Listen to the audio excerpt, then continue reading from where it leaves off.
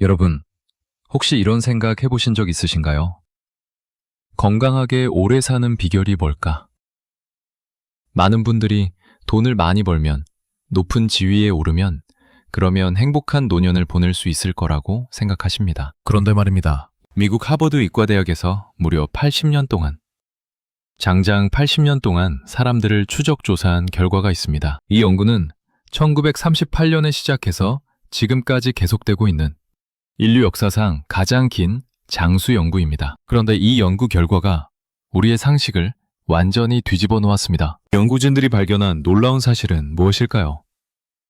바로 돈이나 명예, 사회적 지위보다 훨씬 더 중요한 것이 있다는 겁니다. 그것은 바로 5가지 핵심 능력이었습니다. 이 5가지 능력을 가진 사람들은 100세까지 건강하게, 행복하게 살아갈 확률이 월등히 높았습니다. 반대로 아무리 부유하고 성공한 사람이라도 이 능력들이 떨어지면 노년의 삶의 질이 급격히 나빠졌습니다. 그렇다면 이 신비로운 5가지 능력은 과연 무엇일까요?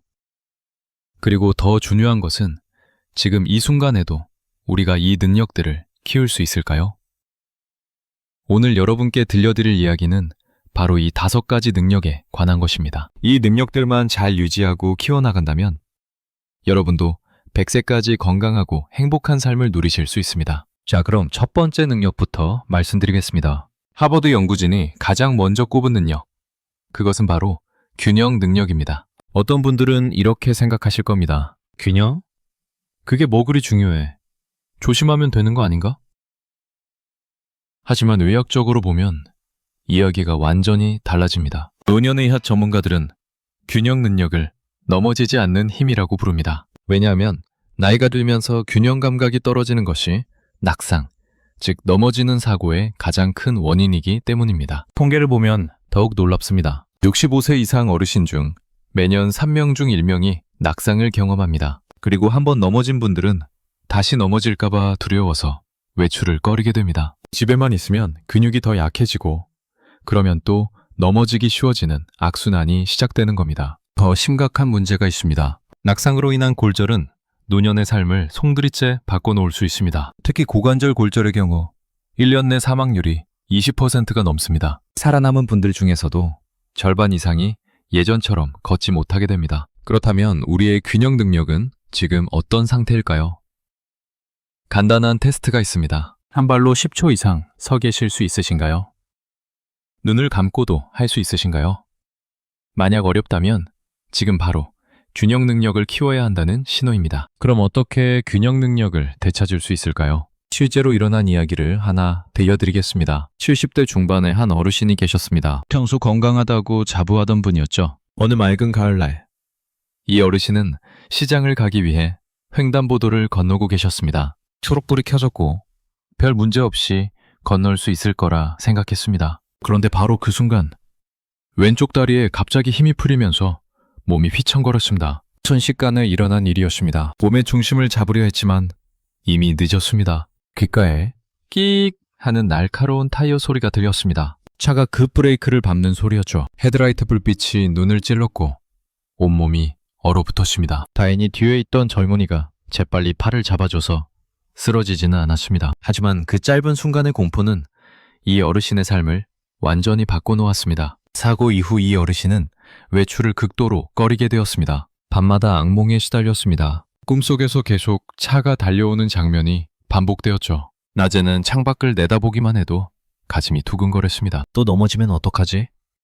이 생각이 머릿속을 떠나지 않았습니다. 며칠이 지나고 일주일이 지나도 현관문을 나서지 못했습니다. 친구들이 전화를 해도 몸이 안 좋아서라며 거절했습니다. 예전에는 매일 다니던 경로당도, 즐겨가던 시장도 이제는 너무 먼 곳처럼 느껴졌습니다. 자존감은 바닥으로 떨어졌고 스스로를 쓸모없는 사람이라고 생각하게 되었습니다. 단 한 번의 아찔한 경험이 이렇게 한 사람의 인생을 송두리째 바꿔놓은 겁니다. 그런데 이 어르신에게 기적 같은 변화가 찾아왔습니다. 과연 무슨 일이 있었을까요? 절망에 빠져있던 이 어르신을 찾아온 사람이 있었습니다. 경로당에서 오랫동안 알고 지내던 친구였습니다. 그 친구는 이렇게 말했습니다. 이대로 주저앉아 있을 분이 아니잖아요. 다시 일어서 용기를 내보세요. 제가 도와드릴게요.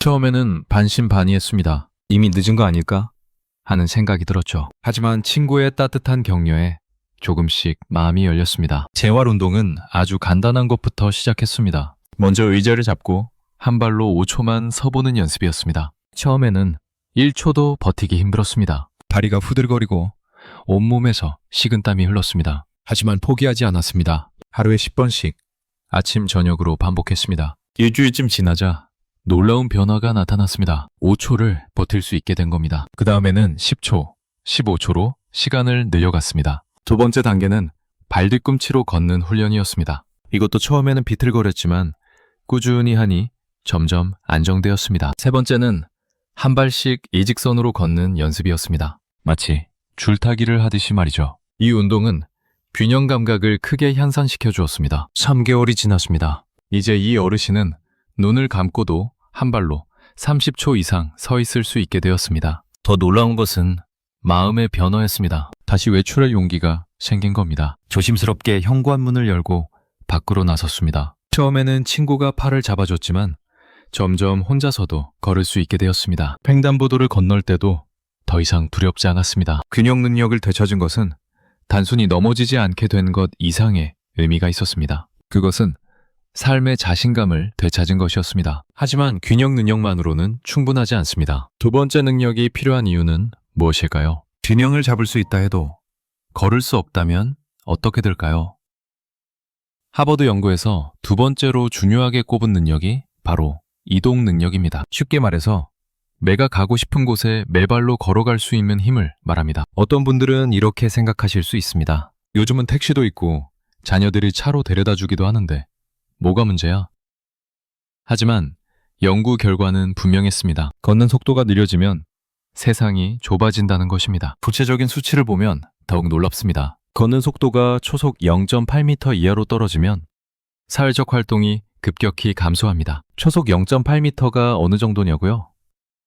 보통 사람이 천천히 걷는 속도보다 조금 느린 정도입니다. 이 속도 이하로 떨어지면 버스 정류장까지 가는 것도 부담스럽게 느껴집니다. 신호등이 바뀌기 전에 횡단보도를 건너기도 어려워집니다. 그러면 무슨 일이 벌어질까요? 외출을 줄이게 됩니다. 친구들과의 만남을 피하게 됩니다. 좋아하는 취미 활동도 포기하게 됩니다. 점점 집 안에만 머물게 되는 겁니다. 더 큰 문제는 이렇게 활동이 줄어들면 근육이 더 약해진다는 것입니다. 근육이 약해지면 걷는 속도가 더 느려지고 그러면 또 활동이 줄어드는 악순환이 시작됩니다. 의학에서는 이것을 악화의 악순환이라고 부릅니다. 이동 능력이 떨어지면 정서적인 문제도 생깁니다. 사랑하는 가족의 중요한 순간에 함께하지 못하게 됩니다. 손주의 생일잔치, 자녀의 집들이, 친구의 칠순잔치, 이런 소중한 자리에 가지 못하면 어떤 기분이 들까요? 실제로 이런 일을 겪은 어르신의 이야기가 있습니다. 그분은 손주의 졸업식에 가지 못해서 얼마나 괴로워하셨는지 모릅니다. 그런데 이 어르신에게도 기적 같은 변화가 찾아왔습니다. 과연 어떻게 이동 능력을 되찾으셨을까요? 70대 후반의 한 어르신이 계셨습니다. 이분은 특별히 아픈 곳은 없었습니다. 다만 걷는 속도가 예전 같지 않았을 뿐이죠. 젊었을 때는 성큼성큼 빠르게 걸었는데 이제는 조금만 걸어도 숨이 차고 다리가 무거웠습니다. 하지만 큰 문제라고 생각하지는 않았습니다. 나이 들면 다 그런 뭐지 뭐 하고 외스럽지 않게 여겼죠. 그러던 어느 날 손주의 중학교 졸업식 날이 다가왔습니다. 손주는 할아버지 같고 와주셨으면 좋겠다고 했습니다. 이 어르신도 당연히 가고 싶었습니다. 손주가 자라는 모습을 지켜보는 것이 얼마나 큰 기쁨인지 아시잖아요. 하지만 막상 그날이 되자 망설여졌습니다. 학교까지 가려면 집에서 버스 정류장까지 10분을 걸어가야 했습니다. 예전에는 아무것도 아니었던 거리였죠. 하지만 이제는 그 10분이 너무 멀게 느껴졌습니다. 버스 정류장까지 가다가 숨이 차서 주저앉으면 어쩌지?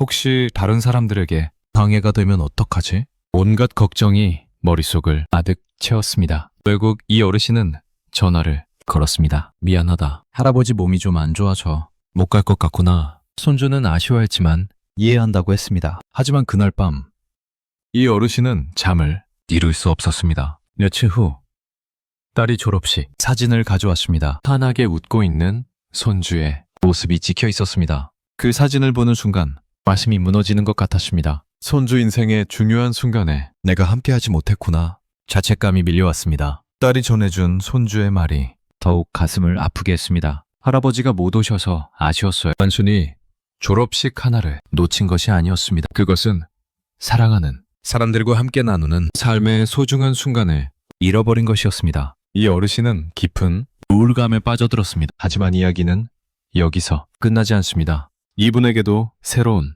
기회가 찾아왔습니다. 과연 무슨 일이 있었을까요? 손주 졸업식을 놓친 후 이 어르신은 결심했습니다. 이대로는 안 되겠다. 다음번에는 꼭 손주 곁에 있어야지. 마침 경로당에서 함께 운동하는 친구가 제안을 했습니다. 매일 아침 같이 걷기. 운동하는 게 어때요? 처음에는 자신이 없었습니다. 내가 과연 할 수 있을까? 하지만 더 이상 소중한 순간들을 놓치고 싶지 않았습니다. 다음날 아침 두 사람은 공원에서 만났습니다. 첫날은 정말 힘들었습니다. 공원 한 바퀴를 도는 것도 버거웠습니다. 몇 걸음 걷지도 못해 숨이 턱까지 찼고 다리는 천근만근 무거웠습니다. 땀이 비 오듯 쏟아졌습니다. 아무래도 안 될 것 같아요. 주저앉으려는 순간 친구가 말했습니다. 괜찮아요. 여기까지 온 것만으로도 대단한 거예요. 조금만 더 해봐요. 친구는 걷기의 비결을 알려주었습니다. 첫째, 보폭을 조금씩 넓히는 겁니다. 처음에는 작은 보폭으로 걷다가 점점 보폭을 넓혀갑니다. 둘째,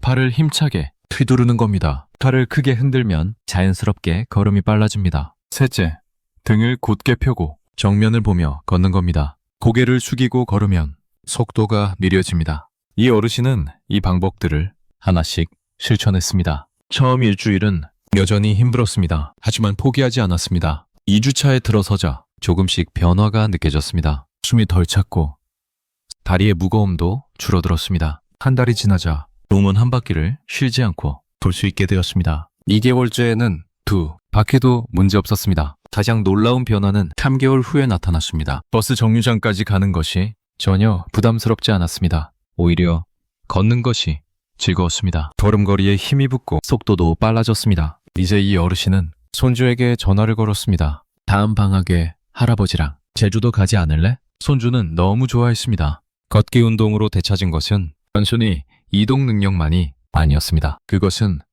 사랑하는 사람들과 함께 할 수 있는 삶이었습니다. 하지만 균형과 걷기만으로 충분할까요? 아직 3가지 능력이 더 남아 있습니다. 지금까지 균형 능력과 이동 능력에 대해 말씀드렸습니다. 이제 3번째 능력을 알아볼 차례입니다. 바로 신체 종합 능력입니다. 이것은 일상생활에서 필요한 모든 동작을 할 수 있는 능력을 말합니다. 물건을 들어 올리기, 계단 오르기, 몸을 구부렸다, 펴기 같은 동작들이죠. 간단해 보이지만 하버드 연구에서는 이 능력이 요양원 입소 여부를 가장 정확하게 예측하는 지표라고 밝혔습니다. 왜 그럴까요?